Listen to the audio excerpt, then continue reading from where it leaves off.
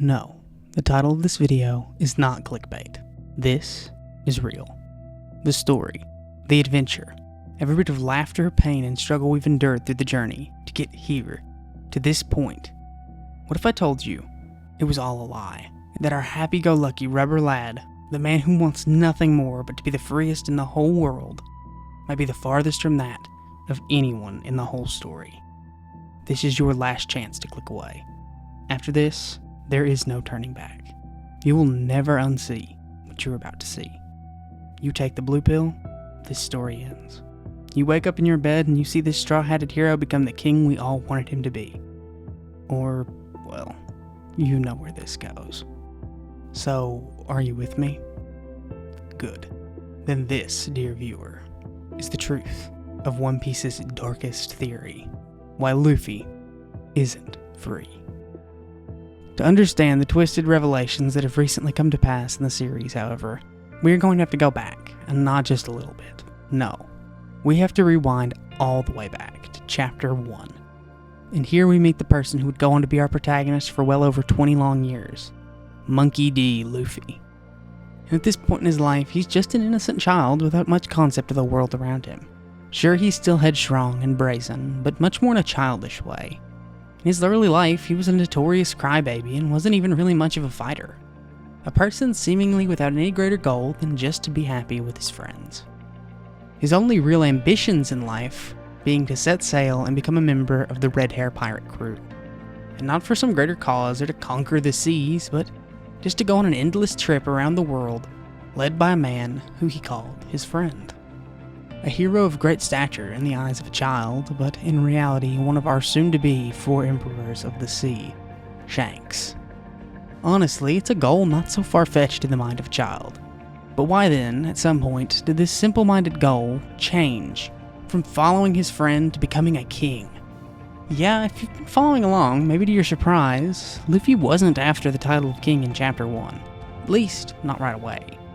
He just wanted to follow his idealistic fantasy of what a pirate was, right up until one crucial moment. A single decision that would push Luffy forever away from every other option, every other path he could have walked. A moment that we've seen countless times in retelling after retelling. But looking back, with what we know now, Oda dropped countless hints to explain that this is not as it seems. And it wasn't the hat, the monster, or the menace who truly gave Luffy his ambition in the end. It was just a single bite of the worst fruit you could ever imagine. The Gomu Gomu no Mi, or as we've now learned, the Hito Hito no Mi mythical type Model Nika, is a Zoan type devil fruit, said to curse the user with an inability to swim for the trade-off of a rubbery body. And as we learn in Chapter 1044, this fruit had not been seen in the last 800 years, lost to the Void Century for all that time, only for it to eventually resurface, eaten by some random child during the events of this chapter. But what if I told you this event wasn't random in the slightest? It's said that this fruit, and others like it, almost have a will of their own. It's believed to be the source of this elusive world government evading ability it showed off for all those years. And in this chapter, it seemingly replicated that ability in the modern era, to avoid falling into the grasp of wherever this red-haired man was taking it, making it not all that unlikely that it willed its power to a new user. When you think about it, if it could evade the world government for that long, there's no reason to assume it couldn't find a new host when the time was right. And the second Luffy ate this fruit, its will became imprinted upon him. Without hyperbole or exaggeration, the thoughts and desires of that mythical sun god, Nika, began to seep into Luffy's mind and converge with his thoughts from the very day they became one. And I'm sure you must think I'm crazy now, since Luffy clearly still acts like himself for the rest of the story. Shanks just inspired him with his courage, of course, and that's the reason he would want to be king. But if we turn the page, just a single time, we see, after eating the gum gum fruit, I've become even happier. Do you think that's all? No. Do you remember when I showed you these guys? They just kind of look like ugly monster things, right? Well, while their appearance doesn't reflect it right now, these two used to be human. It's hard to believe, but these impel down jailers were just ordinary men who too happened to stumble upon Zoan-type devil fruits. And, well, as the manga describes, became impatient and bloodthirsty. Obviously though, Luffy doesn't look like any sort of monster creature, and he clearly isn't bloodthirsty. He's just a rubber man. So let's see what Crocodile had to say about what turned these fine gentlemen into the monsters they are today. He was revived, of course. That is an awakened Zoan-type ability user.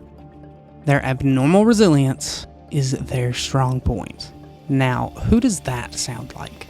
Revived from the brink of death by a devil fruit awakening with a nearly indestructible body? Have I got your attention back then? Good. Because from the day Luffy ate the Nika fruit onwards, he went from being a passive kid who wanted nothing more than to sail around the seas as Shanks' subordinate, to becoming dead set on working under no one and becoming the freest man alive. It is not a coincidence that the first time he shows off his kingly ambitions are immediately after consuming this fruit. And while yes, Luffy himself has always been part of the equation, the better he became with his fruit, the more inherited the will became, the more outlandishly committed to his quote-unquote dream he would become. Almost intentionally spreading joys and smiles everywhere he went, despite having no intention to.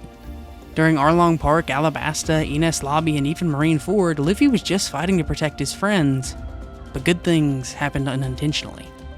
But after learning Haki, the physical manifestation of will, from Fishman Island, where he fights to free everyone of Big Mom and Hody Jones, to Dressrosa Kingdom, where he becomes so committed that he says Doflamingo's evil ambitions as a celestial dragon, the natural antithesis of Joy Boy, are so toxic to him that they are physically suffocating, he goes on to, as you'd guess, free everyone. This all, of course, comes to a head, however, with the reveal of Gear 5th, with Luffy's awakening becoming so mentally overpowering that he begins to laugh maniacally like the Joker, enjoying the fight with Kaido so much, despite all the tragedy around him. And this Luffy is completely lost in his own world. And while he declares himself to be Monkey D. Luffy, the man who will surpass Kaido and become king, Zunisha has some other opinions on the matter, saying outright that Joy Boy has returned. And if he keeps relying on this power, how much of Luffy will really still be in there? How much was in there in the first place? Has the literal inheritance of Joy Boy's will overwritten our Rubberman's own, forcing him into a permanent dream of wanting freedom while spreading smiles? Or have the two wills merged into a single being with no hope of ever returning back to that innocent child Luffy once was? Has Luffy gone the way of the only other Hito Hito no Mi user on the crew and turned into a monster? In the end, I'll just leave you with this. Can you really be the freest man in the world if you never even chose to be free in the first place? This is, as I said though, all just a very dark theory about the effects of a Zoan-type devil fruit on a person's psyche and the themes of inherited will running rampant in the story of One Piece, with the many parallels between Joy Boy and Luffy certainly blurring that line on how much you think all of this was Luffy's original doing or intention.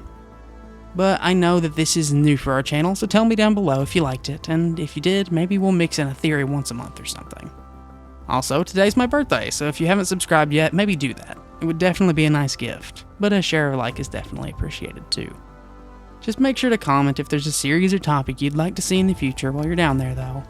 And that's all for today. Thanks, everyone.